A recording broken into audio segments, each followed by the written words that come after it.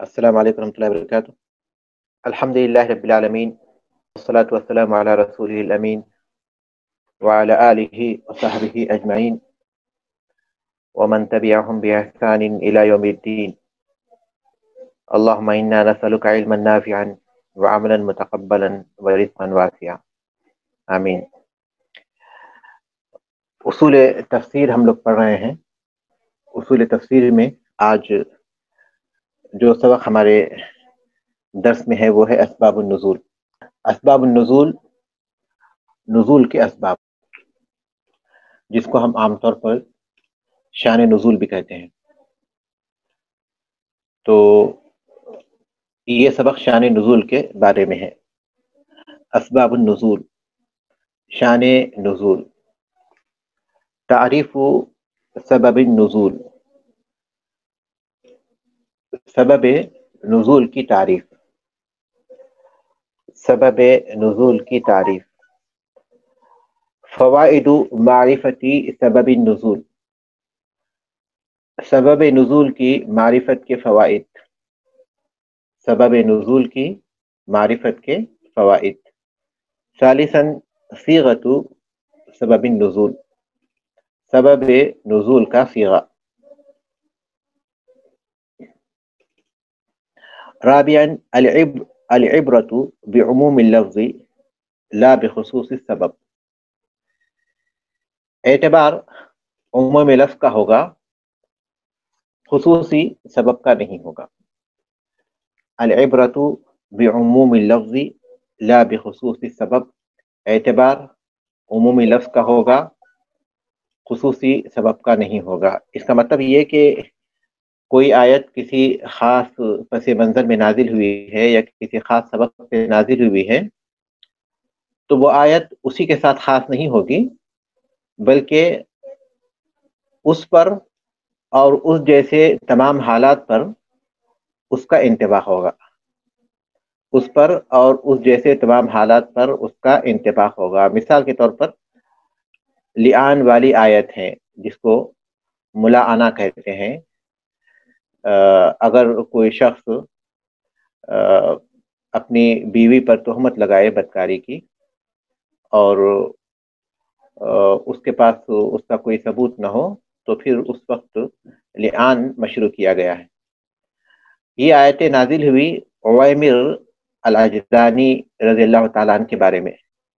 تو ان آیات کے نزول کا ایک سبب نزول ہے۔ آیات اللعان ان کے نازل ہونے کا ایک سبب ہے، لیکن یہ آیتیں صرف انہی کے ساتھ خاص نہیں ہیں، بلکہ ان کے بارے میں اور ان کے بعد جو بھی ایسے حالتیں پیش آئیں گی ان تمام حالتوں کے بارے میں اس آیت کے حکم پر عمل کیا جائے گا۔ یہ مطلب ہے العبرۃ بعموم اللفظ لا بخصوص السبب۔ یہ قاعدہ ہے، بہت اہم قاعدہ ہے اور بہت مفید قاعدہ ہے کہ اعتبار عموم لفظ کا ہے، خصوصی سبب کا نہیں ہے۔ اس کے بعد تعریف سبب النزول، تو یہ چار امور ہیں جس پر گفتگو کریں گے۔ تو اس میں سب سے پہلی جو چیز ہے وہ ہے تعریف سبب النزول، سبب نزول کی تعریف، یعنی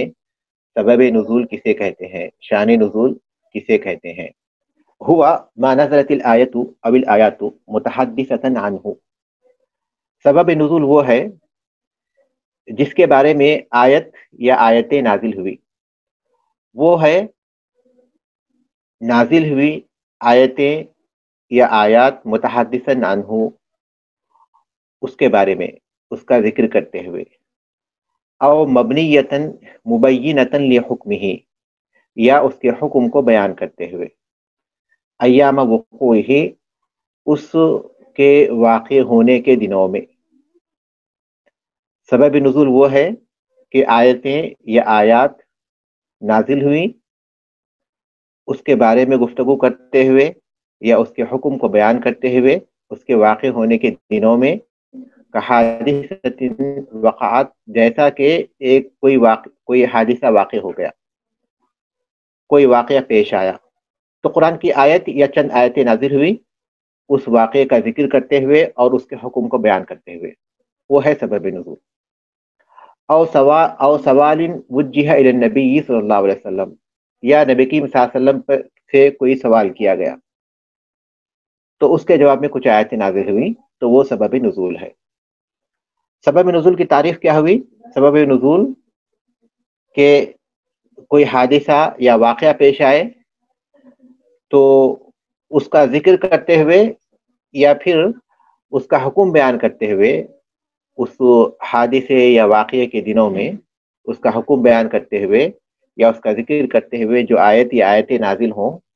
یا کوئی سوال کیا گیا اللہ کے رسول صلی اللہ علیہ وسلم سے تو اس کے جواب میں جو آیت یا آیتیں نازل ہوں، وہ سبب نزول ہے۔ والمراد بایام وقوعہ، اور اس کے واقع ہونے کے دنوں سے مراد، مثال آپ کے پاس آگے آئے گی اس لیے میں یہاں مثال نہیں دے رہا ہوں۔ والمراد بایام وقوعہ، اور اس کے واقع ہونے کے دنوں سے مراد، کیونکہ آپ نے اوپر تعریف میں دیکھا کہ ایک شرط انہوں نے لگائی ہے ایام وقوعہ، سبب نزول وہ ہے کہ آیت یا آیتیں نازل ہوئی اس کا ذکر کرتے ہوئے یا اس کے حکم کو بیان کرتے ہوئے اس کے واقع ہونے کے دنوں میں، اس کے واقع ہونے کے دنوں میں کی ایک شرط انہوں نے مؤلف نے لگائی ہے، تو اس کی وضاحت کر رہے ہیں کہ اس کے ذکر کی وجہ کیا ہے۔ والمراد بایام وقوعہ، اور اس کے واقع ہونے کے دنوں سے مراد ان تنزل بعدہ مباشرۃ، یا پھر تنزلہ بول سکتے ہیں ہم لوگ کہ وہ نازل کی جائیں، یا پھر تنزلہ کہ وہ نازل ہوں، ان تنزل بعدہ مباشرۃ کہ اس کے فوری بعد نازل کی جائیں، او بعد ذلک بقلیل، یا پھر اس کے کچھ وقت کے بعد، اس واقعے یا حادثے کے واقع ہونے کے فوری بعد وہ آیتیں نازل کی جائیں یا پھر کچھ وقت کے بعد۔ وَهَذَا الْقَيْدُ فِي التَّعْرِيفِ، اور تعریف میں یہ قید، یہ جو قید انہوں نے لگائی ہے تعریف میں ایام وقوعہ کی، تو اس قید کی وجہ سے وَهَذَا الْقَيْدُ فِي التَّعْرِيفِ، اور تعریف میں یہ قید یخرج الآیات التي تنزل ابتداء، ان آیتوں کو نکال دیتی ہے جو ابتدا کے طور پر نازل ہوتی ہیں، یعنی بغیر کسی سبب کے۔ آگے بڑھنے سے پہلے میں ایک وضاحت یہاں کر دوں کہ قرآن مجید میں جو آیتیں ہیں وہ دو طرح کی ہیں۔ اس بات کو ابتدائی طور پر ہی سمجھ جانا چاہیے تھا کہ قرآن مجید کی آیات دو طرح کی ہیں، ایک ہیں جن کو ہم ابتدائی کہتے ہیں اور دوسری ہیں جن کو ہم سببی کہتے ہیں۔ ابتدائی کا مطلب یہ ہے کہ اللہ تعالیٰ نے بغیر کسی سبب کے بندوں کو احکام دینے کے لیے یا بندوں کو کچھ خبریں دینے کے لیے ان آیتوں کو نازل کیا، جیسے جہنم کا ذکر ہے، جنت کا ذکر ہے، گزشتہ قوموں کے حالات ہیں، اور ماضی کے واقعات ہیں یا مستقبل میں پیش ہونے والی باتیں ہیں۔ یہ تمام باتیں اللہ تبارک و تعالیٰ نے خبر کے طور پر اور بندوں کو احکام دینے کے طور پر اللہ تعالیٰ نے نازل کی ہیں، ان کا کوئی سبب نہیں ہے۔ قرآن کی اکثر آیتیں اسی قسم کی ہے۔ آیتوں کی پہلی قسم ہے ان کو ہم ابتدائی کہتے ہیں، ابتدائی سے ہے، یعنی وہ بغیر کسی سبب کے اسی طرح بیان کی گئی، ان کو کہتے ہیں ابتدائی۔ دوسری ہے سببی،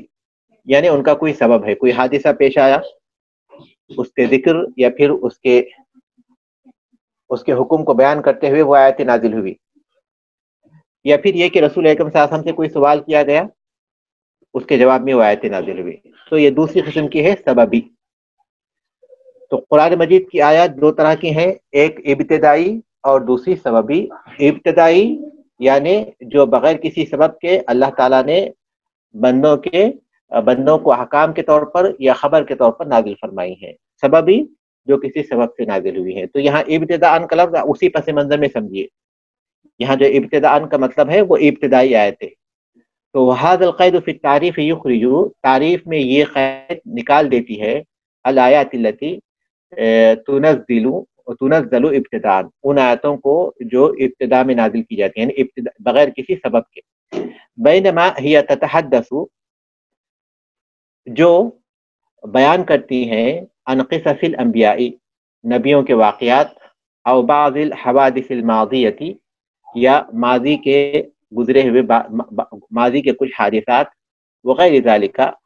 اس کے علاوہ دوسری چیزیں فَإِنَّهَا لَا تُعْتَبَرُ اسباب نزول، وہ سبب نزول کے سبب نہیں مانے جاتے، وہ نزول کے سبب اعتبار نہیں کیا جاتے، یعنی نبیوں کے قصے یا پھر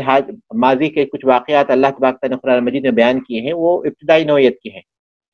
تو جب ہم تعریف میں بولتے ہیں کہ یہ حادثہ، یہ آیت یا پھر یہ آیتیں جو نازل ہوئی ہیں وہ ان دنوں میں ہوں جن دنوں میں واقعہ پیش آیا ہو، جن دنوں میں وہ حادثہ پیش آیا یا جن دنوں میں وہ سوال کیا گیا، تو وہ سبب نزول سے متعلق آیتیں ہیں۔ ورنہ اس کے علاوہ قرآن مجید کی آیات میں جو نبیوں کے قصے ہیں وغیرہ وغیرہ ہیں، وہ تمام ابتدائی نوعیت کی ہیں،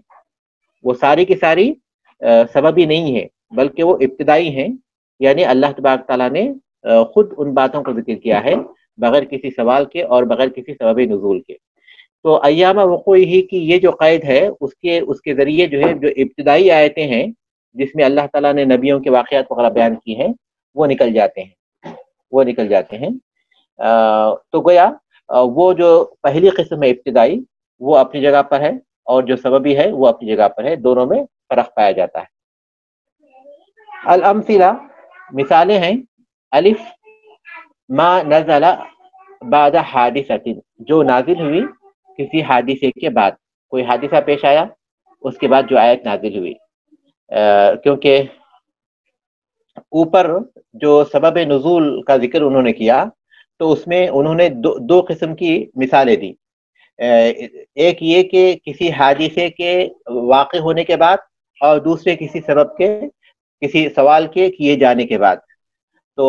حادثے کے واقع ہونے کی ایک مثال وہ دے رہے ہیں، اور پھر اسی طرح کسی سوال کے کیے جانے کی ایک مثال وہ دے رہے ہیں۔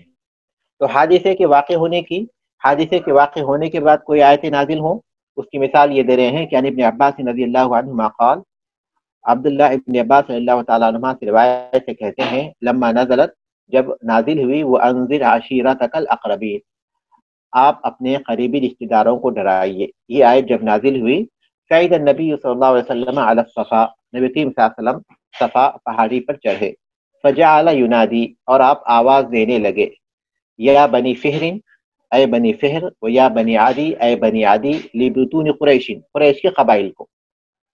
قبائل کو ایک ایک نام لے کر ایک ایک قبیلے کو آپ بلانے لگے، آواز دینے لگے، حتی اجتمعوا، فجعل الرجل، حتی اجتمعوا، یہاں تک کہ وہ جمع ہو گئے، فجعل الرجل اذا لم يستطع ان يخرج ارسل رسولا لينظر معه، آدمی اگر وہ خود نہیں نکل سکتا تو وہ کسی قاصد کو بھیجنے لگا یہ دیکھنے کے لیے کہ کیا بات ہے۔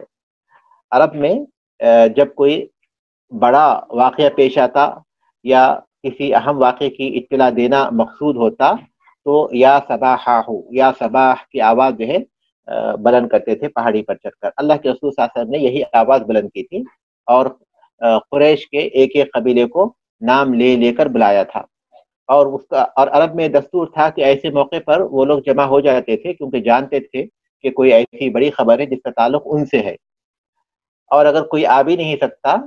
کسی وجہ سے آ نہیں سکتا، تو وہ کسی قاصد کو بھیج دیتا تھا تاکہ معلوم ہو کہ کیا بات ہوئی ہے۔ فجاء ابو لہب و قریش، ابو لہب آیا اور قریش بھی آئے، فقال، رسول اللہ صلی اللہ علیہ وسلم نے فرمایا، ارائیتکم لو اخبرتکم ان خیلا بالوادی ترید ان تغیر علیکم اکنتم مصدقین، ارائیتکم، تم مجھے بتاؤ، لو اخبرتکم، اگر میں تمہیں خبر دوں، ان خیلا بالوادی، کہ ایک فوج یعنی گھوڑوں پر مشتمل ایک لشکر ہے، ایک لشکر وادی میں ہے جو تم پر حملہ کرنا چاہتا ہے، تو کیا تم میری تصدیق کرو گے؟ مجھے بتاؤ، اگر میں تمہیں خبر دوں کہ اس وادی کے پاس یا اس وادی میں ایک لشکر ہے جو تم پر حملہ کرنا چاہتا ہے، تو کیا تم میری تصدیق کرو گے؟ قالوا نعم، انہوں نے کہا کہ ہاں۔ ما جربنا علیک الا صدقا، نے سچ کے علاوہ کسی اور چیز کا آپ پر تجربہ نہیں کیا، ہم نے آپ کو صرف سچ ہی بولتے ہوئے سنا اور دیکھا۔ قال، فرمایا، فإنی نذیر لکم بین یدی عذاب شدید، میں ڈرانے والا ہوں تم کو ایک سخت سے آپ صلی اللہ علیہ وسلم نے وہاں بتایا کہ اللہ تعالیٰ نے آپ کو نبی بنا کر بھیجا ہے، لہٰذا وہ لوگ ایمان لائیں اور اللہ تبارک تعالیٰ کی توحید کو قبول کریں۔ فقال ابو لہب کہنے لگا تبن لک سائر الیوم، کہ ہلاکت ہو آپ کی، آپ پر ہلاکت ہو سارا دن، لہذا جماعتنا، کہ آپ نے اس لیے ہمیں جمع کیا، فنزلت، پس نازل ہوئی تبت یدا ابی لہب وتب ما اغنا عنہ مالہ وما کسب، ابو لہب کے دونوں ہاتھ ٹوٹ گئے اور وہ برباد ہو گیا، اس کا مال جو کچھ کام نہیں آیا اور وہ جو اس نے کمایا تھا۔ تو سورۃ اللہب کا ایک پس منظر ہے، سورۃ اللہب کا ایک شان نزول ہے، اور وہ شان نزول یہ ہے۔ تو کوئی حادثہ، کوئی واقعہ پیش آیا تھا، اور وہ واقعہ اللہ کے رسول صلی اللہ علیہ وسلم کی دعوت کا تھا، اور اس کے جواب میں ابو لہب نے اس طرح کہا تھا، تو اس کے جواب میں اللہ تبارک و تعالیٰ نے یہ آیتیں نازل ہوئی، اور جیسے سورۃ اللہب ہے بالکل اس کے مطابق ہوگا، بالکل اس کے مطابق ہوا، اور ابو لہب کا یہی انجام ہوا۔ حالانکہ یہ ابتدائی نبوت کے ابتدائی سالوں کی بات ہے، نبوت کے ابتدائی سالوں کی بات ہے، کیونکہ اللہ کے رسول صلی اللہ علیہ وسلم 3 سال تک سری دعوت دیتے رہے۔ 3 سال کے بعد آپ صلی اللہ علیہ وسلم کو علل اعلان دعوت دینے کا حکم دیا گیا۔ علل اعلان دعوت کا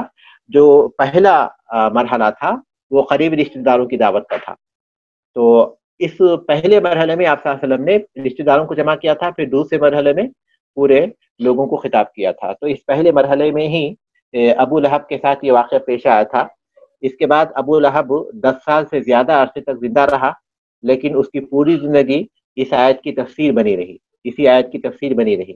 اس پوری زندگی میں کبھی بھی ایسا نہیں ہوا کہ اللہ تبارک و تعالیٰ نے اس کو آگ کی خبر دی لیکن وہ ایمان لایا ہو، ایسا کبھی نہیں ہوا، ایک دن کے لیے بھی نہیں، ایک لمحے کے لیے بھی نہیں۔ یہ سورت رسول اکرم صلی اللہ علیہ وسلم کے اوپر جو نازل ہوئی، یہ ایک بڑے معجزے کی حیثیت رکھتی ہے، کیونکہ جیسے آپ نے کہا تھا ویسے ہی کہا۔ اگر اس آیت کے برخلاف اگر ابو لہب ایمان لا لیتا تو پھر یہ اس آیت کے خلاف نکلتا، اس سورہ کے خلاف نکلتا، لیکن اسے توفیق نہیں ہوئی۔ جیسے اللہ تعالیٰ نے فرمایا پوری زندگی اس کی اسی طرح گزری، اور وہ جیسے اللہ نے فرمایا سیصلی نارا ذات لہب، اسی کا وہ مستحق بنا، وہ ایمان نہیں لا سکا، باوجود یہ کہ یہ اس کی زندگی میں خبر دی گئی تھی، اور اس کے بعد ایک عرصے تک وہ زندہ رہا، لیکن جیسے عنایت میں کہا گیا ویسے ہی وہ ثابت ہوا۔ با ومن امثلتی ما نزل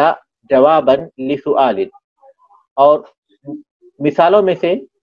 جو کسی سوال کے جواب میں نازل ہوئی، کسی سوال کے جواب میں نازل ہونے والی مثالوں میں سے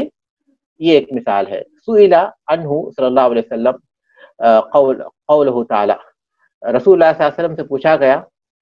جیسا کہ اللہ تبارک و تعالیٰ کا یہ قول ہے، وَيَسْأَلُونَكَ عَنِ السَّاعَةِ، اور آپ سے وہ پوچھتے ہیں قیامت کے بارے میں۔ تو انہوں نے پوچھا قیامت کے بارے میں،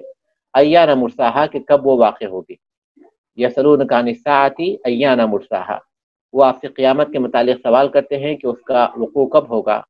قل انما علمها عند ربی، آپ فرما دیجئے کہ اس کا علم میرے رب کے پاس ہے۔ لا یجلیها لوقتها الا هو، اس کے وقت پر اس کے سوا، اس کے وقت پر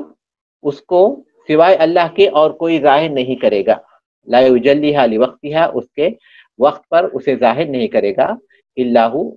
اللہ کے سوا، سوائے اللہ کے، سوائے اللہ کے کوئی اسے ظاہر نہیں کرے گا۔ لہذا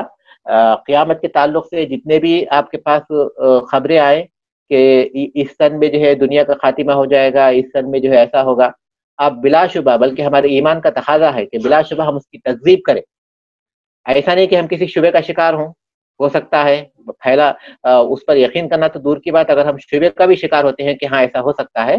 تو یہ ان آیات کے خلاف ہے، کیونکہ اللہ کے سوا اور کوئی نہیں جانتا کہ وہ کب واقع ہوگی۔ لہذا کوئی بھی اسے تحدید کرے کہ فلاں سال ہوگی، یا فلاں وقت ہوگی، فلاں دن ہوگی، یا فلاں ایسی حالت میں ہوگی،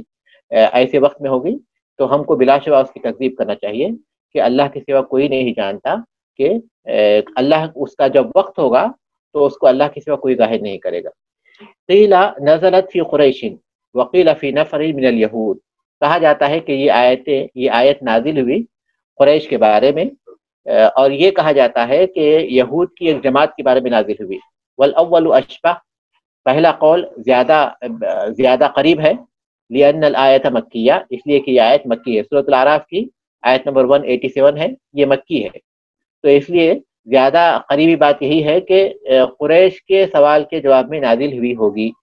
وَقَانُوا يَسْأَلُونَ عَنْ وَقْتِ السَّاعَةِ، وہ قیامت کب آئے گی اس کے بارے میں، قیامت کے وقت کے بارے میں پوچھ رہے تھے، استبعادا لوقوعها، اس کے واقع ہونے کو بعید خیال کرتے ہوئے، اس کے واقع ہونے کو بعید قرار دیتے ہوئے، وہ تکذیبا بوجودها، اور اس کے وجود کی تکذیب کرتے ہوئے، قیامت کا انکار کرتے ہوئے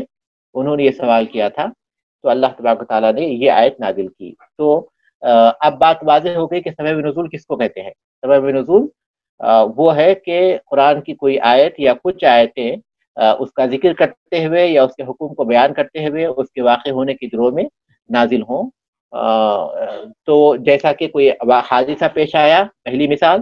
اور یا کوئی سوال کیا گیا، دوسری مثال، یہ ہے سبب نزول۔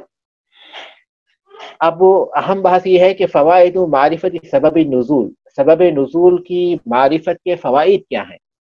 سبب نزول کی معرفت کے فوائد کیا ہیں، یہ ان کا جاننا ہمارے لیے کیوں اہم ہے۔ لمعرفتی سبب النزول فوائد کثیرۃ منہا، سبب نزول کی معرفت کے بہت سے فوائد ہیں، اس میں سے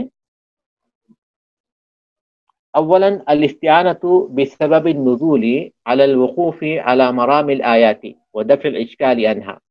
وادراک سرہا۔ اولا مدد حاصل کرنا، یا پھر ہم سمجھنے کے لیے کہہ سکتے ہیں کہ مدد حاصل ہوتی ہے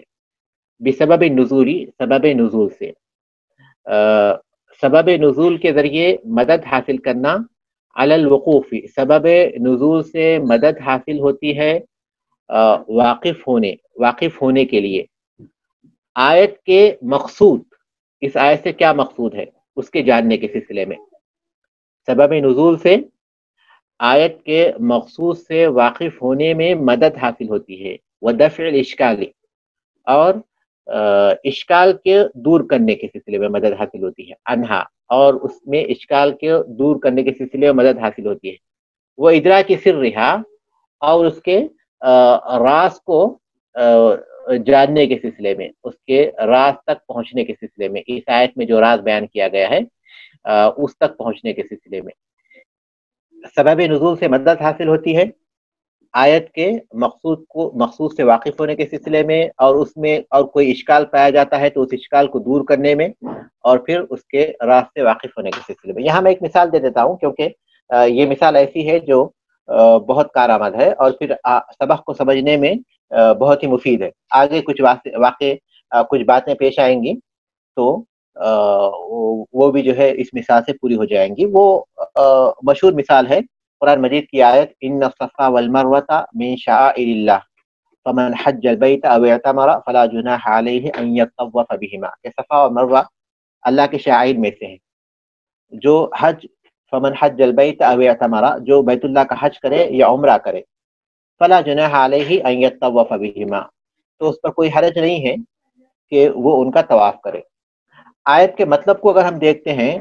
آیت کے مطلب کو ہم ظاہر میں دیکھتے ہیں تو بظاہر ایسا لگتا ہے کہ صفا اور مروہ کی سعی یہ حج اور عمرہ میں ضروری نہیں ہے، کیونکہ اللہ تبارک و تعالیٰ نے حرج کو دور کیا، یعنی کوئی حرج نہیں ہے کہ اس کا طواف کیا جائے۔ اس سے بظاہر ایسا لگتا ہے کہ صفا اور مروہ کی سعی حج یا عمرے میں ضروری نہیں ہے۔ لہٰذا یہی سوال انس بن مالک رضی اللہ تعالیٰ سے کیا گیا، یہی سوال انس بن مالک رضی اللہ تعالیٰ سے کیا گیا، تو انہوں نے اس کے سبب نزول کو بتایا، اور وہ سبب نزول یہ کہ ہم زمانے جاہلیت میں ہم یہ سمجھتے تھے کہ یہ زمانے جاہلیت کے کاموں میں سے ہے، صفا اور مروہ کی سعی کو ہم زمانے جاہلیت کے کاموں میں سے سمجھتے تھے۔ ایک دوسری حدیث سے یہ بات معلوم ہوتی ہے کہ اس پر کچھ دو بت رکھے ہوئے تھے، ایک صفا پر ایک مروہ پر، تو اس وجہ سے اسلام لانے کے بعد یا پھر رسول اکرم صلی اللہ علیہ وسلم کے دعوت کے بعد صحابہ کو یہ خیال پیدا ہوا کہ شاید اب اس کا ہم کو صفا مروہ کی سعی نہیں کرنا چاہیے۔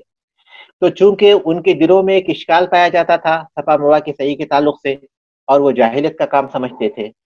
تو اس لیے اللہ تبارک و تعالیٰ نے اس حرج کو دور کیا جو ان کے دلوں میں پایا جاتا تھا صفا مروہ کی سعی کے سلسلے میں، اس حرج کو دور کرتے ہوئے کہا کہ کوئی حرج نہیں ہے، وہاں حکم کو نہیں بیان کیا، کیونکہ حکم تو جو ہے شروع ہی میں بیان کر دیا گیا، ان صفا والمروۃ من شعائر اللہ، صفا اور مروہ اللہ کے شاعر میں سے ہے، جب شاعر میں سے ہے تو ظاہر ہے کہ اس کی صحیح واجب ہے۔ حکم تو جو ہے لفظ شاعر کے ذریعے واضح ہو گیا، لیکن آگے اللہ تبارک و تعالیٰ نے جو فلا جناح علیہ کے ذریعے فلا جناح علیہ فرمایا، اس میں اس حرج کو دور کیا جو ان کی دلوں میں پایا جاتا تھا، اس حرج کو دور کرنے کے لیے وہ باتیں اللہ تبارک و تعالیٰ نے بیان کی۔ تو اس طرح اگر سبب نزول کی واقفیت ہمیں ہو جائے تو آیت کے مقصود کو سمجھنے میں اور جو اشکال پیدا ہو اس اشکال کو دفع کرنے میں آسانی ہو جاتی ہے۔ اسی طرح قرآن مجید کی ایک آیت ہے جو سورۃ النور کی آیت نمبر 33 ہے، وَلَا تُكْرِهُ فَتَيَاتِكُمْ عَلَى الْبِغَاءِ إِنْ أَرَدْنَا تَحَصُّنًا، إِنْ أَرَدْنَا تَحَصُّنًا، یہ سورۃ النور کی آیت ہے، اور اس آیت میں اللہ تبارک و تعالیٰ نے پاک دامنی کا حکم دیتے ہوئے فرمایا کہ وَلَا تُكْرِهُ فَتَيَاتِكُمْ عَلَى الْبِغَاءِ إِنْ أَرَدْنَا تَحَصُّنًا، کہ تم اپنی لونڈیوں کو، اپنی باندیوں کو بدکاری پر مجبور نہ کرو اگر وہ پاک دامن رہنا چاہیں۔ اس آیت کا جو مفہوم مخالف ہے وہ یہ ہے کہ اگر وہ پاک دامن رہنا نہ چاہیں تو گویا تم ان کو مجبور کر سکتے ہو۔ بظاہر ایسا معلوم ہوتا ہے کہ تم اپنی لونڈیوں کو یا باندیوں کو بدکاری پر مجبور نہ کرو اگر وہ پاک دامن رہنا چاہیں، تو اس کا مفہوم مخالف یہ نکلتا ہے کہ اگر وہ پاک دامن رہنا نہ چاہیں تو گویا تم کو مجبور کرنے کی اجازت ہے۔ بظاہر یہ مفہوم نکلتا ہے، لیکن کیا یہاں یہ مفہوم مراد ہے؟ یہاں یہ مفہوم مراد نہیں ہے، بلکہ ہر حال میں وہ چیز منع ہے۔ تو یہ جو مفہوم ہے وہ سبب نزول کو دیکھنے کی صورت میں اشکال بھی دور ہو جاتا ہے، اور پھر جو صحیح مفہوم ہے وہ بھی واضح ہو جاتا ہے۔ اس کا سبب نزول یہ ہے کہ عبداللہ ابن ابی جو منافقین کا رئیس تھا، وہ اپنی باندیوں کو، اس کی 2 باندیاں تھیں، وہ ان کو بدکاری ان سے کراتا تھا اور اس کی اجرت لیتا تھا۔ وہ دونوں مسلمان ہو گئیں، اور مسلمان ہونے کے بعد جب انہیں پتا چلا کہ یہ حرام ہے تو انہوں نے اس سے توبہ کر لی اور اس سے باز آ گئیں۔ تو عبداللہ ابن ابی ان کو مارتا تھا اور مجبور کرتا تھا اور ان کو اجرت لانے کے لیے زبردستی کرتا تھا۔ تو اس پس منظر میں اللہ تبارک و تعالیٰ نے یہ آیت نازل کی جس میں واضح کیا کہ انہیں مجبور نہ کیا جائے، اور پھر یہ کہ یہ کتنی بری بات ہے کہ وہ خود پاک دامن رہنا چاہتی ہیں، لیکن حقیقت میں تو وہ بدکاری نہیں ہونی چاہیے، لیکن وہ پاک دامن رہنا چاہتی ہیں لیکن پھر بھی وہ مجبور کر رہا ہے۔ تو وہ جو صورتحال تھی، اس صورتحال کے پس منظر میں اللہ تبارک و تعالیٰ نے ان اردنا تحسنن کے الفاظ استعمال کیے، اس حالت کو بتانے کے لیے، ان لونڈیوں کی حالت کو بتانے کے لیے، ورنہ وہ چیز تو اگر وہ پاک دامن رہنا چاہیں تب بھی حرام ہے، اگر پاک دامن رہنا نہ چاہیں تب بھی حرام ہے۔ تو اس کے سبب نزول سے واقف ہونے کے بعد جو ایک اشکال پیدا ہو سکتا ہے وہ اشکال دور ہو جاتا ہے کہ اللہ تعالیٰ نے اس آیت میں اس وقت کی جو صورتحال تھی اس پس منظر کو واضح فرمایا ہے، ورنہ حکم دونوں صورتوں میں ایک ہی ہے، وہ یہ کہ اس کے قریب نہ جائیں۔ دفع توہم الحصر عما یفید بظاہرہ الحصر، حصر کے وہم کو دفع کرنا۔ حصر کا مطلب یہ ہے کہ وہ واقعہ، یہ آیت اسی واقعے کے ساتھ خاص ہے،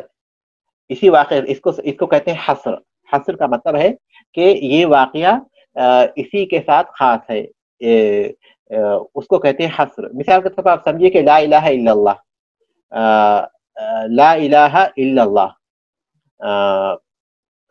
لا الہ الا اللہ، یہ حصر ہے کیونکہ اس میں پہلے نفی ہے پھر اس بات ہے۔ نفی اگر ہم جیسے اللہ الہ، اللہ الہ اگر کہا جاتا تو یہ سیدھا سادہ جملہ ہے، اللہ تبارک و تعالیٰ معبود ہے، لیکن لا الہ الا اللہ جب کہا گیا تو اللہ ہی معبود ہے کہ معنی پیدا ہو گئے، اللہ ہی معبود ہے کہ معنی پیدا ہوئے، کیونکہ پہلے نفی کی گئی تمام معبودوں کی، اس کے بعد ثابت کیا گیا اللہ تبارک تعالیٰ کو. تو اس کا مطلب یہ ہے کہ عبودیت صرف اللہ تعالیٰ کے ساتھ خاص ہے. اسی طرح وما ارسلناک الا رحمتا للعالمین، وما ارسلناک الا رحمتا للعالمین، اور ہم نے آپ کو نہیں بھیجا مگر رحمت للعالمین بنا کر. اگر یہ جملہ ہوتا کہ وہ ارسلناک رحمت للعالمین، کہ ہم نے آپ کو رحمت للعالمین بنا کر بھیجا، تو یہ سادہ جملہ تھا. لیکن جب وما ارسلناک الا رحمت للعالمین کہا گیا تو مطلب ہے کہ آپ کو ہم نے صرف رحمت ہی بنا کر بھیجا ہے، رحمت کسی اور کچھ نہیں. تو یہ حصر ہے. اسی طرح انما کے صیغے کے ذریعے جو بات ہوتی ہے نا، وہ جو ہے حصر پیدا کرتی ہے. صیغہ انما یہ حصر پیدا کرتا ہے. لیکن یہاں شان نزول کے تعلق سے دفع توہم الحصری، تو جب کوئی آیت نازل ہوئی جس سے بظاہر ایسا معلوم ہوتا ہے کہ اس میں جو صیغہ استعمال کیا گیا ہے وہ انما کا صیغہ ہے گویا تقریباً، تو وہ شان سبب نزول کو اگر ہم جان لیں گے تو وہ حصر کا جو وہم پیدا ہوا ہے وہ دور ہو جائے گا. دفع توہم الحصری، حصر کے وہم کو دفع کرنا، اما یفید بظاہر الحصری، جس کے ظاہر سے حصر معلوم ہوتا ہو. ظاہر میں اس آیت سے ایسا لگتا ہے کہ اس کا تعلق ہو اسی خاص چیز سے ہے، لیکن جب سبب نزول کو جان لیں گے تو وہ چیز دور ہو جاتی ہے. اور دوسری جو بات تھی کہ وہ دفع توہم الحصر اما یفید بظاہر الحصر، حصر کو حصر کے وہم کو دفع کرنا. حصر کا مطلب یہ ہے کہ جو حکم بیان کیا گیا ہے وہ اسی کے ساتھ خاص ہے،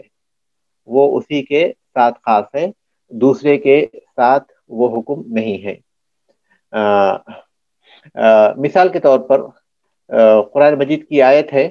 عام طور پر اہل علم کو میں دیکھا وہ یہی مثال دیتے ہیں، جو آیت نمبر 45 ہے سورۃ الانعام کی، قل لا اجد فيما اوحي الي محرما على طاعم يطعمه الا ان يكون میتۃ. آپ کہہ دیجئے کہ میں نہیں پاتا جو وہی میری طرف کی گئی ہے اس میں کسی کھانے والے پر کسی چیز کا کھانا میں حرام نہیں پاتا، کسی کھانے والے پر اس کا کھانا میں حرام نہیں پاتا اس وحی میں جو میری طرف کی گئی ہے، سوائے اس کے الا ان یکون میتۃ، سوائے اس کے کہ وہ مردار ہو، او دما مسفوحا، یا بہتا ہوا خون ہو، او لحم خنزیر، یا خنزیر کا گوشت ہو، فإنه رجس، یقیناً وہ ناپاک ہے، او فسقا اہل لغیر اللہ به، اور یا پھر وہ فسق یعنی شرک ہو جو غیر اللہ کے نام پر ذبح کیا گیا ہو. اس آیت میں حصر ہے، کیونکہ میں نے اس سے پہلے کہا تھا کہ لا الہ الا اللہ، گزشتہ بار میں نے مثال دی تھی کہ لا الہ الا اللہ، اس میں الوہیت کو اللہ تبارک تعالیٰ کے لیے خاص کیا گیا ہے، کیونکہ اللہ الہ یہ سادہ سا جملہ ہے، اللہ الہ یہ سادہ سا جملہ ہے کہ اللہ تعالیٰ معبود ہے. لیکن جب لا الہ الا اللہ کہتے ہیں تو پھر اس کے معنی یہ نکلتے ہیں کہ اللہ ہی معبود ہے، کوئی معبود نہیں سوائے اللہ کے. یہ حصر کا طریقہ ہے. اب یہاں بھی دیکھیے اسی طرح کا حصر ہے، لا اجد فيما اوحي الي محرما على طاعم يطعمه الا، میری پر طرف جو وحی کی گئی ہے اس میں کسی کھانے والے پر کسی چیز کا کھانا میں حرام نہیں پاتا سوائے ان چار چیزوں کے. آیت کے ظاہر سے جو حصر معلوم ہوتا ہے وہ یہ کہ یہی چار چیزیں اسلام میں حرام ہیں، اس کے علاوہ اور کوئی چیز حرام نہیں ہے، یعنی مردار ہو، بہتا ہوا خون ہو، خنزیر کا گوشت ہو، یا غیر اللہ کے نام پر ذبح کیا ہوا جانور ہو. بظاہر ایسا لگتا ہے، حالانکہ اس کے علاوہ بھی چیزیں حرام ہیں. تو پھر آیت کے شائع نزول کو ہم دیکھتے ہیں یا آیت کے پس منظر کو ہم دیکھتے ہیں تو یہ جو حصر معلوم ہوتا ہے کہ شاید یہ چار چیزیں ہی حرام ہوں گی، کوئی اور چیز حرام نہیں ہوگی. تو یہ حصر کا جو وہم ہے جو بظاہر حصر سے لگتا ہے وہ دور ہو جاتا ہے. امام شافعی رحمۃ اللہ علیہ کہتے ہیں کہ یہ آیتیں اس پس منظر میں نازل ہوئی کہ مشرکین گویا مقابلہ آرائی کر رہے تھے اور چیلنج کر رہے تھے کہ انہوں نے اللہ تعالیٰ کی حلال کردہ چیزوں کو حرام کر لیا تھا اور حرام کردہ چیزوں کو حلال کر لیا تھا. تو اس کے جواب میں اللہ تبارک تعالیٰ نے انہی کے انداز میں ان کو جواب دیا کہ گویا جتنی بھی چیزیں تمہارے پاس حلال ہیں وہ ہمارے پاس حرام ہیں، اور جتنی بھی چیزوں کو تم جو ہے حلال سمجھتے ہو حقیقت میں وہ حرام ہے، اور جتنی بھی چیزوں کو تم ہے حرام سمجھتے ہو حقیقت میں وہ حلال ہے. اس انداز سے، مثال کے طور پر اگر کوئی شخص کہے کہ آج میں میٹھا نہیں کھاؤں گا، تو اس کے جواب میں اگر کوئی شخص بحث و مباحثہ کر رہا ہو آپس میں کسی کسی موضوع پر، اور دونوں ایک دوسرے سے مقابلے میں ہوں، تو وہ کہے کہ آج میں میٹھا کھاؤں گا، تو دوسرا کہے گا کہ آج میں سوائے میٹھے کے کچھ نہیں کھاؤں گا اس کے مقابل میں. تو اس انداز میں اللہ تبارک و تعالیٰ نے یہ آیتیں نازل کی، اس انداز میں اللہ تعالیٰ نے یہ آیتیں نازل کی جس میں مشرکین جن چیزوں کو حلال سمجھتے تھے اس میں یہ 4 چیزیں تھیں. اللہ تبارک و تعالیٰ نے اس انداز سے ان کو کہا کہ یہ چیزیں حرام ہیں، لیکن اس کا مفہوم یہ نہیں کہ یہ 4 چیزیں ہی حرام ہیں، بلکہ جو چیزیں حرام کی گئی ہیں وہ اس کے علاوہ بھی ہیں. تو عام طور پر یہی اس کی مثال دے رہے ہیں. ثالثا معرفت الحکمت التي من اجلها شرع الحکم، اس حکمت کی معرفت جس کی وجہ سے یہ حکم مشروع کیا گیا ہے. تو سبب نزول سے حکمت معلوم ہوتی ہے کہ کیا حکمت ہے جس کی وجہ سے یہ حکم شریعت میں دیا گیا ہے. رابعا تسهيل الحفظ وتيسير الفهم وتثبيت الوحي في ذهن كل من يسمع الآية إذا عرف سببها. حفظ میں آسانی اور فہم میں آسانی اور وحی کا ذہن میں مضبوطی کے ساتھ بیٹھنا ہر اس شخص کو جو کہ اس آیت کو سنے جب وہ سبب کو جان لے. کیونکہ ظاہر ہے کہ جب سبب کو جان لیتا ہے تو آدمی کے لیے جو ہے مفہوم کو سمجھنے کے بعد، آیت کے مفہوم کو سمجھنے کے بعد اس کا حفظ کرنا آسان ہو جاتا ہے، اور سبب نزول کو جاننے کے بعد اسے سمجھنا بھی آسان ہو جاتا ہے. جب حفظ کرنا آسان ہو گیا اور فہم آسان ہو گیا تو پھر مضبوطی کے ساتھ جو ہے ذہن میں وہ چیز بیٹھ بھی جاتی ہے. خامسا معرفت اسم من نزلت فیہ الآیہ، اس شخص کے اسم کی معرفت جس کے بارے میں یہ آیت نازل ہوئی. وتعین المبہمی، اور مبہم کی تعین. مبہم کا مطلب یہ کہ کسی کے بارے میں ہو سکتا ہے، لیکن سبب نزول جان لیے تو مبہم متعین ہو گیا. متعین مبہم کے مقابلے میں، ایک مبہم کا مطلب کوئی بھی ہو سکتا ہے اور متعین کا مطلب ہے کہ کوئی خاص ہو گیا. تو مبہم کی تعین ہو جاتی ہے سبب نزول کو جان کر. حتی لا یشتبہ بغیرہ فیتہم البری، حتی لا یشتبہ بغیرہ، یہاں تک کہ کسی اور کے، اس کے علاوہ کسی اور کے بارے میں کوئی کسی کے بارے میں شبہ نہ ہو، کوئی اور مشتبہ نہ ہو، کوئی اور شخص مشتبہ نہ ہو. اور فیتہم البری، بری پر اس کی تہمت لگائی جائے. ویبرا المریب مثلا، اور جو مشکوک ہے اس کو بری قرار دیا جائے مثال کے طور پر. یعنی سبب نزول کی معرفت کے فوائد میں سے ایک فائدہ یہ بھی ہے کہ کس کے بارے میں یہ آیت نازل ہوئی وہ معلوم ہو جاتا ہے. جیسے کہ منافقین کے تعلق سے ہیں یہ آیتیں ہیں، کچھ منافقین کے بارے میں نازل ہوئی، تو اس سے اس کی معرفت ہو جاتی ہے کس کے بارے میں نازل ہوئی. کیونکہ جب مبہم کی تعین ہو جاتی ہے تو پھر کوئی اور اس میں مشتبہ نہیں ہوتا. اگر وہ معلوم نہ ہو تو پھر جو بری ہے ہو سکتا ہے اس کو متہم بنایا جائے کہ ہاں بھائی اس نے ایسا کیا تھا اس لیے یہ آیت نازل ہوئی، اور پھر جو مشکوک ہے اس کو بری قرار دیا جائے کہ وہ اس کے ان کے بارے میں یہ چیز نہیں ہے. تو اس کا ایک امکان ہوتا ہے. تو اس وجہ سے سبب نزول کے معرفت کے یہ فوائد ہیں. تو یہ فوائد ہیں، اور بھی بہت سے فوائد ہیں. اس میں سے ایک فائدہ یہ بھی ہے کہ اہل ایمان کے پر اللہ تبارک و تعالیٰ کی مہربانی، اللہ تبارک و تعالیٰ کی توجہ معلوم ہوتی ہے کہ جب بھی انہیں کوئی مسئلہ پیش آتا ہے تو فوراً اللہ تبارک و تعالیٰ کی طرف سے رہنمائی مل جاتی ہے. تو اہل ایمان کو بہت اطمینان ہوتا ہے کہ کس طرح اللہ تبارک و تعالیٰ مسلسل ان کی رہنمائی کر رہے ہیں، ان کی مدد کر رہے ہیں. اور پھر اس طرح بہت سے فوائد ہیں، لیکن یہ چند فوائد ہیں اس کے. اب آئیے آگے کی طرف. صیغۃ سبب نزول، سبب نزول کا صیغہ، کس صیغے میں، کن الفاظ میں نزول کا سبب بیان کیا جاتا ہے، سبب نزول کے الفاظ کیا ہیں. تنقسم صیغۃ سبب النزول الی قسمین، سبب نزول کے صیغے 2 قسموں میں منقسم ہوتے ہیں. 2 طرح کے صیغے اس میں آتے ہیں. الف الصیغۃ الصریحہ، وہ صیغہ جو بالکل صریح ہوتا ہے، بالکل صاف اور واضح ہوتا ہے کہ یہ اس آیت کا سبب نزول ہے. صراحت کے ساتھ معلوم ہوتا ہے کہ یہ سبب پیش آیا تھا تو پھر یہ آیت نازل ہوئی تھی. صریح صیغہ تکون صیغۃ سبب نزول نصا صریحا فی السببیۃ. نزول کے سبب کا صیغہ وہ نص صریح ہوتا ہے سبب کے سلسلے میں. اذا قال الراوی جب راوی اس طرح کہے. راوی جب اس طرح کہے تو سبب نزول کے سلسلے میں وہ صیغہ کون سا صیغہ جو آگے راوی کہتا ہے وہ صیغہ سببیت کے سلسلے میں صریح ہوتا ہے جب راوی کہے سبب نزول هذه الآیت کذا، اس آیت کے نزول کا یہ سبب ہے. ومثل هذه العبارت اور اس طرح کی عبارت میں ان یذکر الراوی سؤالا او حادثتا کہ راوی کوئی سوال ذکر کرتا ہے جو کسی نے کیا تھا اللہ کے رسول صلی اللہ علیہ وسلم سے، او حادثتا یا کوئی حادثہ بیان کرتا ہے جو اس وقت پیش آیا تھا. کان یقول جیسا کہ وہ کہتا ہے سئل رسول اللہ صلی اللہ علیہ وسلم عن کذا فنزلت الآیہ کہ اللہ کے رسول صلی اللہ علیہ وسلم سے اس بارے میں پوچھا گیا یا اس طرح پوچھا گیا تو یہ آیت نازل ہوئی. او حدث کذا فنزلت الآیہ یا پھر اس طرح پیش آیا تھا تو یہ آیت نازل ہوئی. تو جب راوی ایسا کہے کہ اللہ کے رسول صلی اللہ علیہ وسلم سے یہ سوال کیا گیا تب یہ آیت نازل ہوئی یا پھر یہ واقعہ پیش آیا تھا تب یہ آیت نازل ہوئی تو یہ صریح صیغہ ہے. وقد لا يصرح بالانزال اور کبھی وہ نازل ہونے کی صراحت نہیں کرتا. نازل ہونے کی صراحت نہیں کرتا صرف اس واقعے کو بیان کر دیتا ہے. ولیکن یفهم من قول الراوی لیکن راوی کے قول سے سمجھا جاتا ہے بأن الآیت او الآیات نزلت بسبب هذا السؤال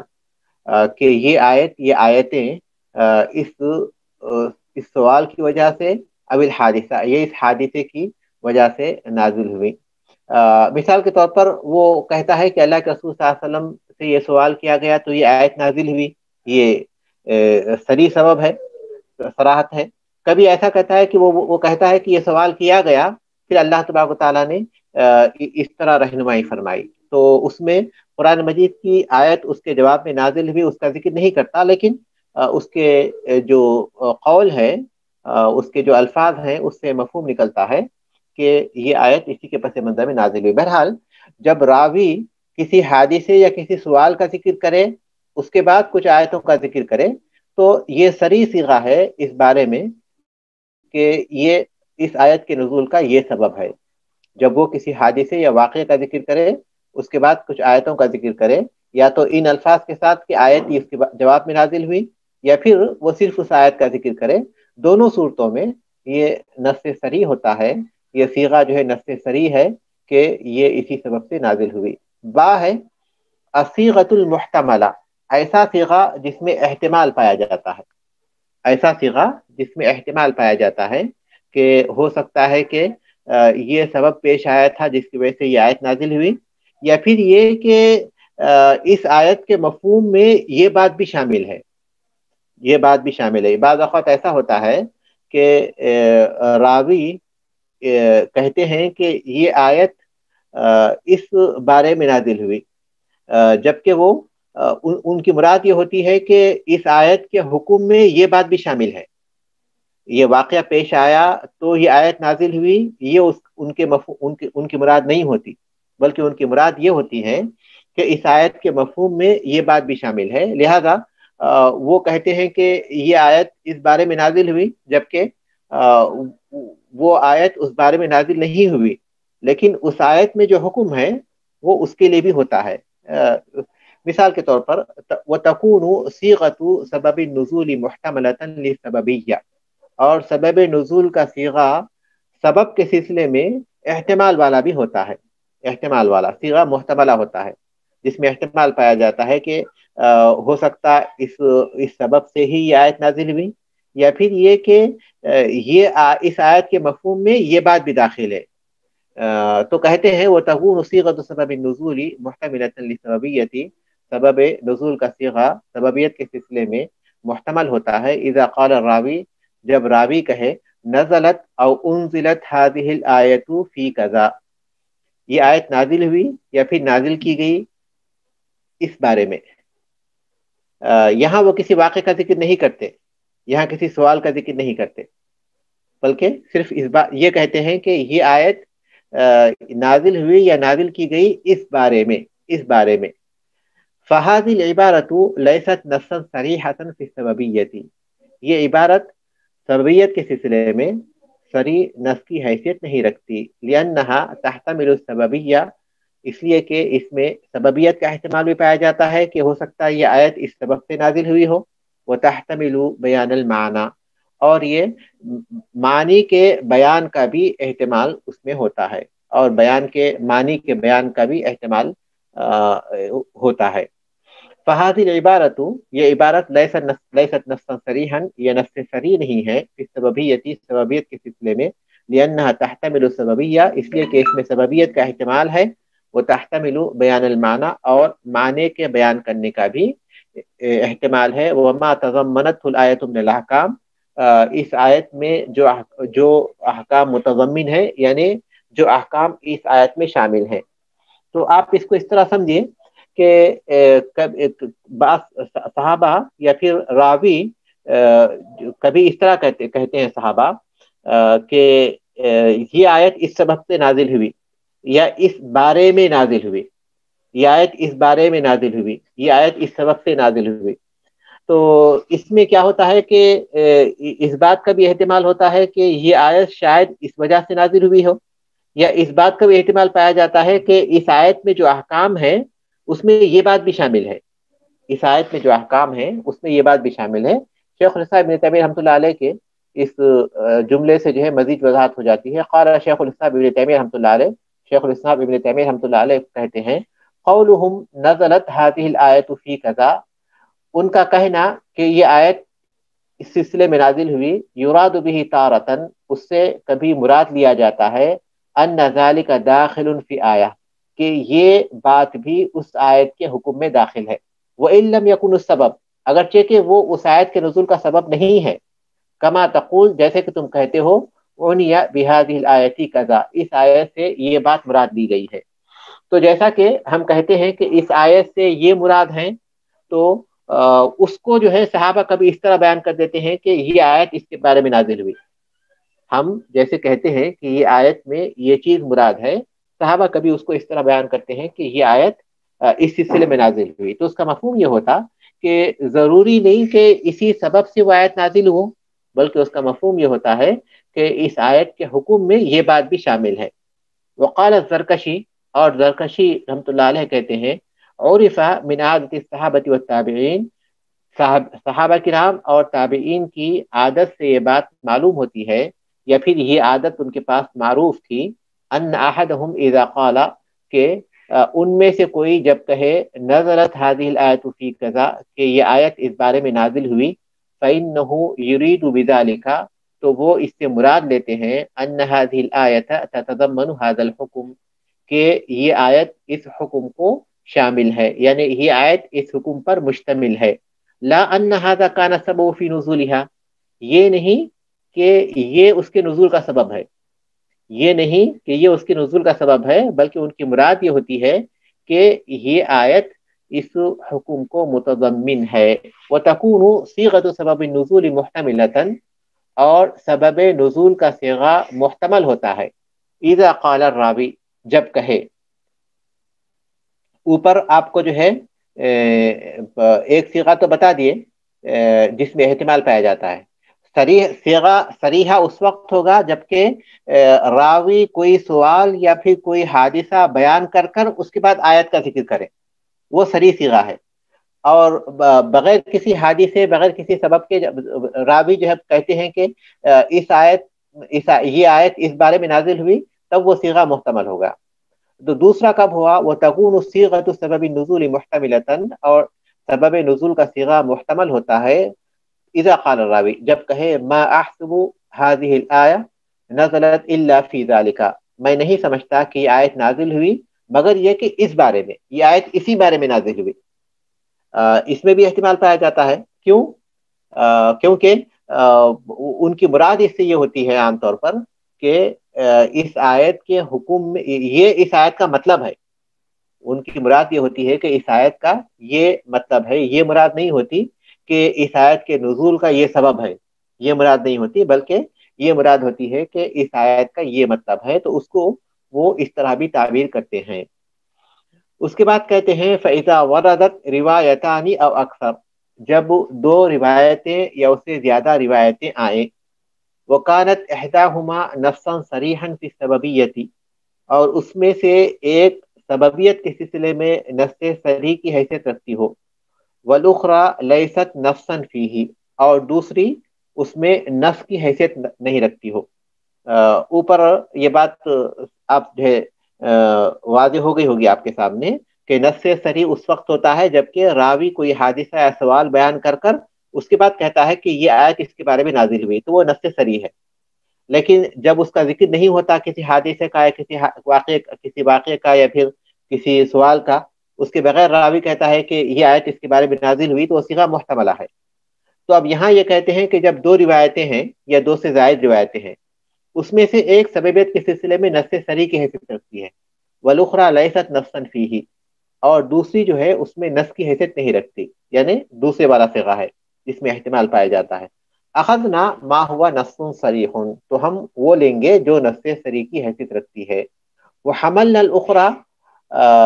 على بیان المعنی، اور دوسرے کو ہم معنی کے بیان پر محمول کریں گے۔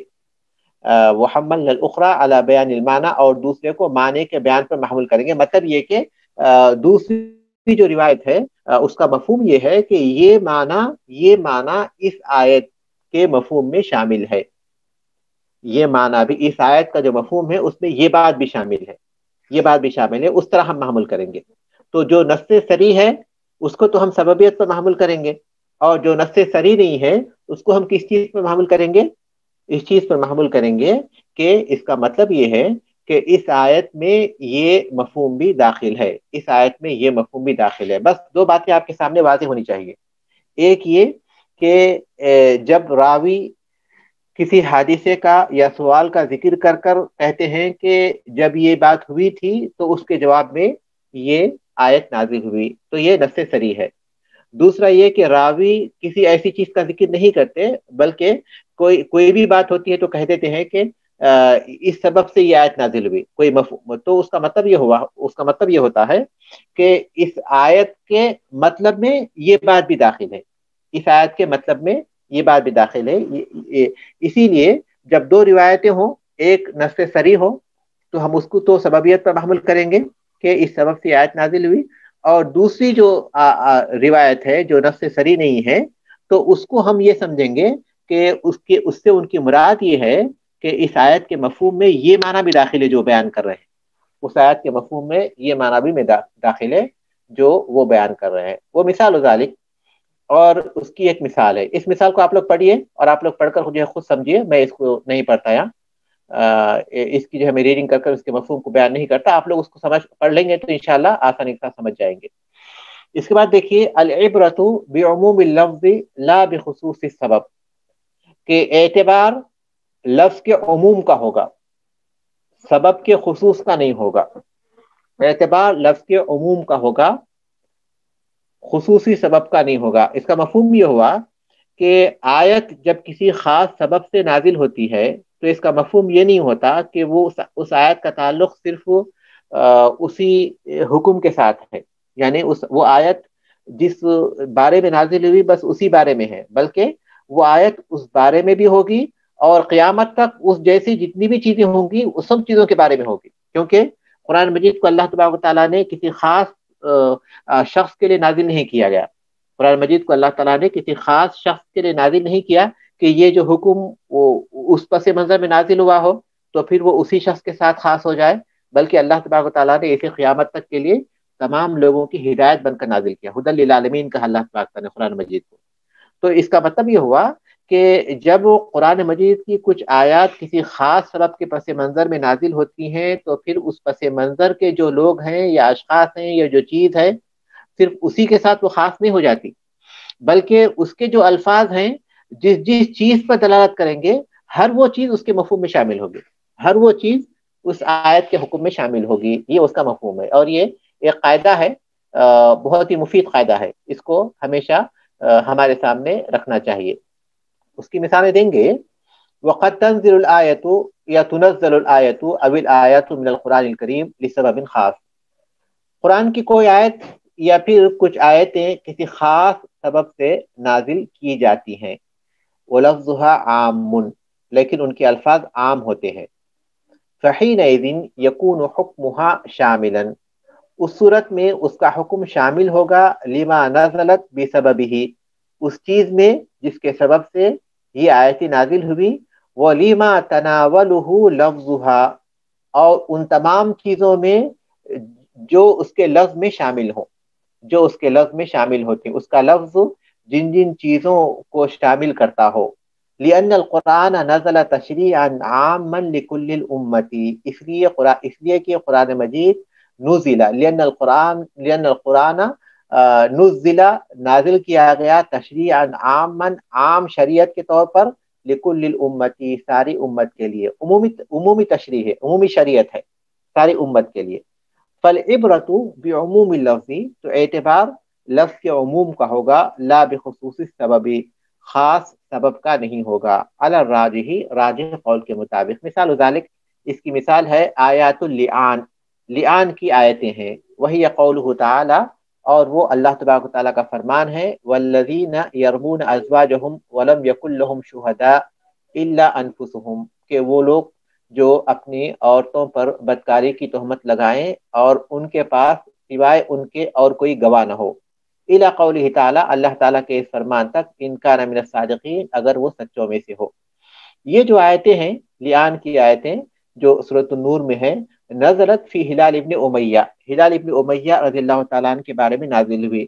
فان عبداللہ ابن عباس، عبداللہ ابن عباس رضی اللہ تعالیٰ عنہ سے روایت ہے، فان عبداللہ ابن عباس رضی اللہ عنہما ان ہلال ابن امیہ قذف امرأتہ، کہ ہلال ابن امیہ رضی اللہ تعالیٰ عنہ نے اپنی بیوی پر بدکاری کی تہمت لگائی، عند النبی صلی اللہ علیہ وسلم، نبی کریم صلی اللہ علیہ وسلم کے پاس، بشریک ابن سمحہ، شریک ابن سمحہ رضی اللہ تعالیٰ عنہ کے ساتھ، یعنی انہوں نے تہمت لگائی کہ ان کی بیوی کو انہوں نے ان کے ساتھ دیکھا تھا بدکاری کرتے ہوئے، فقال نبی صلی اللہ علیہ وسلم، نبی کریم صلی اللہ علیہ وسلم نے فرمایا، البینہ او حد فی ظہرک، کہ تم دلیل پیش کرو، دلیل کا مطلب یہ کہ 4 گواہ، او حد فی ظہرک، یا پھر تمہاری پیٹھ پر کوڑے مارے جائیں گے، حد نافذ کی جائے گی، کس چیز کی حد؟ بہتان کی، بہتان کی جو حد ہے 80 کوڑے۔ فقال یا رسول اللہ، انہوں نے کہا کہ اللہ کے رسول صلی اللہ علیہ وسلم، اذا رأى احدنا على امرأته رجلا ينطلق يلتمس البینہ، کہ جب ہم میں سے کوئی شخص اپنی بیوی کے پاس کسی آدمی کو دیکھے تو وہ جائے اور دلیل کو تلاش کرتے ہوئے جائے، یعنی پھر لوگوں کو بلائے اور ان کو جو ہے دلیل کے طور پر ان کو دلیل بنائے، فجعل نبی صلی اللہ علیہ وسلم یقول، نبی صلی اللہ علیہ وسلم یہی کہتے رہے، البینۃ والا حد فی ظہرک، دلیل یا پھر تمہاری پیٹھ پر کوڑے۔ فقال ہلال رضی اللہ تعالیٰ نے کہا، والذی بعثک بالحق انی لصادق، جس نے آپ کو حق کے ساتھ بھیجا اس کی قسم میں سچا ہوں، فلا ينزلن اللہ ما یبرئ ظہری من الحد، اللہ تعالیٰ ضرور وہ چیز نازل کرے گا جس کے ذریعے میری پیٹھ حد سے بری ہو جائے گی، یعنی اللہ تعالیٰ قرآن میں کچھ آیات نازل کی۔ ذرا دیکھیے اللہ تبارک تعالیٰ ہماری امت میں جو ہے کیسے اشخاص ہیں کہ اللہ تبارک تعالیٰ نے جیسے انہوں نے کہا تھا اسی طرح پھر اس بارے میں آیتیں بھی نازل کی، تو فلا ينزلن اللہ، اللہ تعالیٰ ضرور نازل فرمائے گا، ما یبرئ ظہری من الحد، وہ آیتیں جس کے ذریعے یا وہ بات جس کے ذریعے میری پیٹھ حد سے بری ہو جائے گی۔ فنزل جبریل، تو جبریل السلام نازل ہوئے، وہ انزل علیہ، اور رسول اکرم صلی اللہ علیہ وسلم پر یہ آیتیں نازل فرمائیں، والذین یرمون ازواجہم، جو اپنی بیویوں پر تہمت لگاتے ہیں، فقرا حتی بلغا، تو آپ نے تلاوت کی یہاں تک کہ آپ یہاں تک پہنچ گئے، ان کان من الصادقین۔ یہ مشہور حدیث ہے جس میں جو ہے شوہر اور بیوی قسمیں کھا کر اس بات کا ذکر کریں گے کہ وہ جو کچھ کہتے ہیں وہ سچ ہے، اور بیوی کہے گی کہ وہ جو کچھ کہتے ہیں وہ جھوٹ ہے، تو اس میں بیوی کہے گی کہ شوہر کہے گا کہ اگر میں لعنت ہوگی اگر میں جھوٹا ہوں، اور بیوی کہے گی کہ مجھ پر غضب ہوگا اگر وہ سچے ہیں، تو اس کے بعد دونوں میں جدائی ہو جائے گی، دونوں میں اس کے بعد جدائی ہو جائے گی، دونوں کا تعلق ہمیشہ کے لیے ختم ہو جائے گا۔ یہ ہے لیان، کیونکہ آدمی اگر کسی دوسری عورت پر یا مرد پر بدکاری کی تہمت لگاتا ہے، اس کے پاس کوئی دلیل نہیں ہوتی تو وہ خاموش رہ جا سکتا ہے، کیونکہ اگر دلیل ہو تو وہ ظاہر کرے گا، اگر دلیل نہیں ہوگی تو خاموش رہنا ہی بہتر ہے، ورنہ پھر چار گواہ نہیں ہوں گے، کیونکہ زنا کی جو سزا ہے وہ بڑی سخت ہے، اس لیے اللہ تبارک و تعالیٰ نے اس کے لیے جو گواہ رکھے ہیں وہ بھی بڑی سخت ہے کہ کوئی بھی چار اشخاص کسی مرد اور عورت کو اس حالت میں دیکھیں، یہ کوئی عام بات نہیں ہوتی، یہ کوئی عام بات نہیں ہوتی، لیکن اگر کوئی شخص ویسے دیکھ لے اور معاشرے میں بیان کرے تو اس کا کوئی فائدہ نہیں ہوگا، الا یہ کہ جو گندگی ہے وہ معاشرے میں پھیل جائے گی اور لوگوں کو معلوم ہو جائے گا کہ فلاں شخص کردار کے کمزور ہیں، تو پھر دوسرے جو لوگ ایمان جن کا کمزور ہے وہ لوگ جو ہے ان سے ربط پیدا کریں گے، ان سے تعلق پیدا کریں گے، تو اس میں جب کوئی شخص اگر جو ہے چار گواہ مل جائے، حد جاری کر دی جائے، تو اس صورت میں معاشرے کے لیے عبرت بن جائے گی، پھر معاشرے میں کوئی اور ہمت نہیں کرے گا، لیکن اگر حد جاری نہیں کی جاتی تو معاشرے میں اس بات کا اندیشہ ہوتا ہے کہ یہ برائی اور پھیلے گی، اور زیادہ پھیل جائے گی، تو جو برائی کہیں چھپی ہوئی تھی وہ جو ہے اور ظاہر ہو جائے گی۔ مثال کے طور پر آج ہمارے پاس جو ہے وہ سیریل ہیں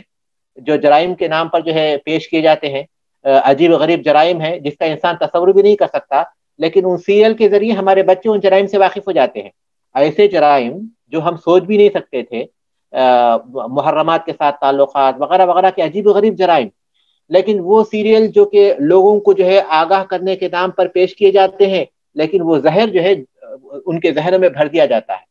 اسلام اس سے بالکل بری ہے، اسلام کا یہ حکم ہے کہ اگر وہ چار گواہ ہوں تو وہ جائیں اور پیش کریں، ایسی صورت میں حد نافذ ہو جائے گی، مقصد پورا ہو جائے گا، معاشرے کو عبرت ہو جائے گی، برائی کی ہمتیں نہیں لوگوں کو نہیں ہوں گی، لیکن اگر صرف اس چیز کو بیان کر دیا جائے بغیر گواہوں کے اور ان پر حد نافذ نہ کی جائے تو نقصانات ہوں گے، اس کی وجہ نقصانات یہ ہوں گے کہ لوگوں میں جو ہے بدکاری کی ہمتیں اور بلند ہو جائیں گی اور معاشرے کے لیے ایک موضوع بن جائے گا، لوگ آپس میں مزے لے کر اس طرح کی باتوں کو بیان کریں گے تو فائدہ نہیں ہوگا، الٹا نقصان ہوگا۔ تو یہ تو آدمی اگر کسی اور جگہ پر بدکاری کرتے ہوئے دیکھے، اگر اس کے پاس چار گواہ نہ ہو تو خاموش رہنا اس کے لیے ممکن ہے، لیکن اپنی ہی بیوی کو دیکھے اور اس کے پاس گواہ نہ ہو تو اب اس کے پاس دو راستے ہیں، یا تو اسی بیوی کے ساتھ رہے جو اس کے لیے ممکن نہیں، یا پھر جو ہے اسے بیان کرتا پھرے، اس صورت میں جو ہے وہ اس کے لیے ممکن نہیں، دونوں صورتیں۔ تو شوہر بیوی کے لیے اللہ تبارک و تعالیٰ نے اس کے پاس گواہ نہیں ہے، دوسرے پر تہمت لگانے کے لیے، دوسرے کے بارے میں اس طرح کی بات کرنے کے لیے اس کے پاس ضروری ہے کہ گواہ ہوں، لیکن اپنی بیوی کے سلسلے میں اگر اس کے پاس گواہ نہیں ہے اور ظاہر ہے کہ اس کے ساتھ گزارا نہیں کر سکتا تو اس سے نکلنے کی اللہ تبارک و تعالیٰ نے لیان کے ذریعے ایک سبیل پیدا فرمائی ہے، لیان کے ذریعے اللہ تبارک و تعالیٰ نے ایک راستہ پیدا فرمایا ہے، اور یہ بہت بڑی دلیل ہے کہ اسلام کس طرح دین فطرت ہے، کہ انسانی جذبات کے، انسانی احساسات کے، انسانی فطرت کا اللہ تبارک نے کس طرح لحاظ رکھا ہے، کہ وہ حکم جو عام ہے وہ شوہر بیوی کے لیے وہ حکم نہیں ہے، بلکہ اس سے قدرے مختلف ہے، تاکہ انسانی معاشرہ پھر برائیوں سے بچا رہے اور دوسرے جو جرائم ہیں ان جرائم سے جو ہے وہ بچا رہے۔ بہرحال فالآیات نزلت بسبب قصد ہلال ابن امیہ امرأته بشریک ابن سمحہ، یہ آیتیں جو لیان کی ہیں وہ نازل ہوئی ہلال ابن امیہ کے اپنی بیوی پر بدکاری کی تہمت لگانے کی وجہ سے شریک ابن سمحہ کے ساتھ رضی اللہ تعالیٰ عنہم، ولیکن حکمها شامل له ولغیرہ، لیکن اس کا حکم شامل ہے اس کے لیے بھی، یعنی لہو ان کے لیے بھی، یعنی ہلال ابن امیہ رضی اللہ تعالیٰ عنہ کے لیے بھی، ولغیرہ اور ان کے علاوہ دوسروں کے لیے بھی، بدلیل ان رسول صلی اللہ علیہ وسلم، اس دلیل سے کہ اللہ کے رسول صلی اللہ علیہ وسلم نے حکم بها فی عویمر الجلانی ایضا، کہ اسی چیز کا فیصلہ کیا عویمر الجلانی رضی اللہ تعالیٰ عنہ کے بارے میں بھی۔ فعن سہل بن سعد رضی اللہ تعالیٰ عنہ، سہل بن سعد رضی اللہ تعالیٰ عنہ سے روایت ہے ان عویمرا جاء الى رسول اللہ صلی اللہ علیہ وسلم، کہ عویمر اللہ کے رسول صلی اللہ علیہ وسلم کے پاس آئے، فقال اور کہا یا رسول اللہ، اے اللہ کے رسول صلی اللہ علیہ وسلم، رجل وجد مع امرأته رجلا، کہ ایک آدمی نے اپنی بیوی کے پاس ایک آدمی کو پایا، ایک شخص کو پایا، ایقتلہ فتقتلونہ، کیا وہ اسے قتل کر دے تو آپ اسے قتل کر دیں گے، ام کیف یصنع، یا وہ کیا کرے، فقال نبی صلی اللہ علیہ وسلم، نبی صلی اللہ علیہ وسلم نے فرمایا قد انزل اللہ القرآن فیک وفی صاحبتک، قرآن مجید نے قد انزل اللہ القرآن، اللہ تبارک تعالیٰ نے قرآن کی آیت نازل فرمائی ہے، فیک تمہارے بارے میں، وفی صاحبتک اور تمہاری بیوی کے بارے میں، فامرہما رسول اللہ صلی اللہ علیہ وسلم بالملاعنہ، تو رسول اللہ صلی اللہ علیہ وسلم نے ان کو ملاعنت کرنے کا حکم دیا. بما سمی اللہ فی کتابہ فلاعنہا، جو اللہ تبارک تعالیٰ نے اپنی کتاب میں بیان کیا ہے فلاعنہا، تو انہوں نے ان کے ساتھ ملاعنت کی. تو دیکھیے آیتیں نازل ہوئی تھی ہلال ابن امیہ اور ان کی بیوی کے سلسلے میں، لیکن اللہ کے رسول صلی اللہ علیہ وسلم نے انہی آیتوں کو اس وقت بھی کہا، انہی آیتوں کے مطابق اس وقت بھی انہی آیتوں کے حکم پر اس وقت بھی عمل کیا، جبکہ یہ واقعہ کسی اور صحابی کے بارے میں پیش آیا تھا، کسی اور شخص کے بارے میں، اور وہ تھے عویمر اجلانی. اس سے بات معلوم ہوتی ہے کہ آیتیں جب کسی خاص پس منظر میں خاص لوگوں کے لیے نازل ہوتی ہیں تو وہ ان کے ساتھ خاص نہیں ہو جاتی، کیونکہ اسلامی تشریع یہ قیامت تک کے لیے تمام لوگوں کے لیے ہے. لہٰذا وہ چیز بھی اس میں شامل ہوگی، اور اس جیسی جتنی بھی چیزیں ہوں گے، وہ الفاظ، اس کے الفاظ میں جتنی بھی چیزیں شامل ہوتی ہوں گی وہ تمام احکام اس میں شامل ہوں گے. اسئلہ ہیں عرف سبب النزول ومثل لہو بمثالیں، سبب نزول کی تعریف بیان کیجیے اور دو مثالوں کے ذریعے اس کی مثال بیان کیجیے. سبب نزول کی تعریف بیان کیجیے کہ کیا ہے سبب نزول، اور دو مثالیں دیجیے اس کی وضاحت کے لیے. ثانیاً ما سبب نزول سورۃ المسد، سورۃ المسد کے نزول کا سبب کیا ہے. الثالث لمعرفت سبب نزول فوائد اذکرها، سبب نزول کے فائدے ہیں ان کو بیان کیجیے. آج ہم اس کو کیے تھے. رابعاً یا الرابع بین الصیغ الصریحۃ والمحتملۃ لبین الصیغ الصریحۃ والمحتملۃ لسبب النزول،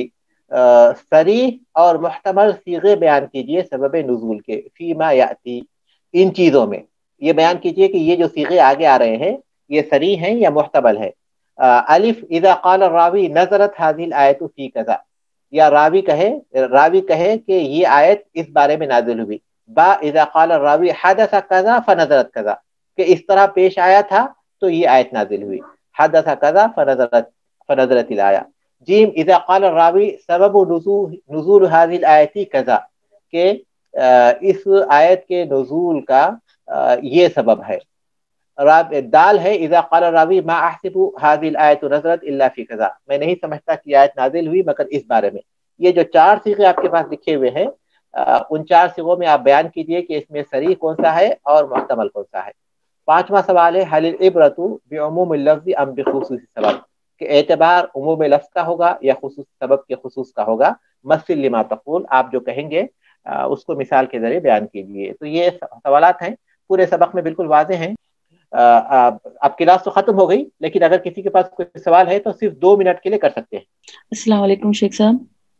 وعلیکم السلام ورحمۃ اللہ. جی شیخ صاحب، قرآن میں تو یہ اس طرح کیا ہے، اس میں ہے نا کہ 4 دفعہ جو ہے وہ قسم کھائیں گے کہ دونوں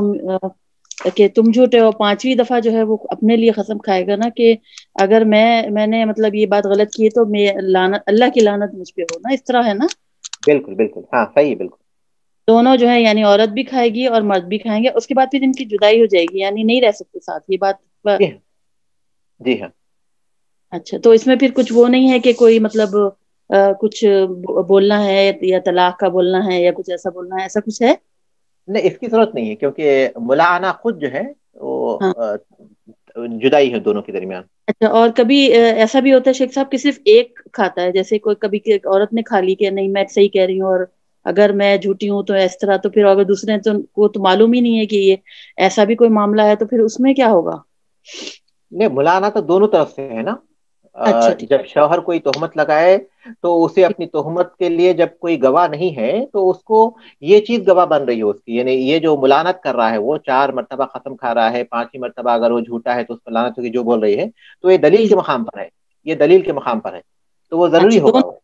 یعنی دونوں کو ہی بولنا پڑے گی یہ بات. ٹھیک ہے، بالکل دونوں کو بولنا پڑے گا. جی جزاک اللہ خیر. ٹھیک ہے. سبحانک اللہم و بحمدک، اشہد ان لا الہ الا انت، استغفرک و اتوب الیک.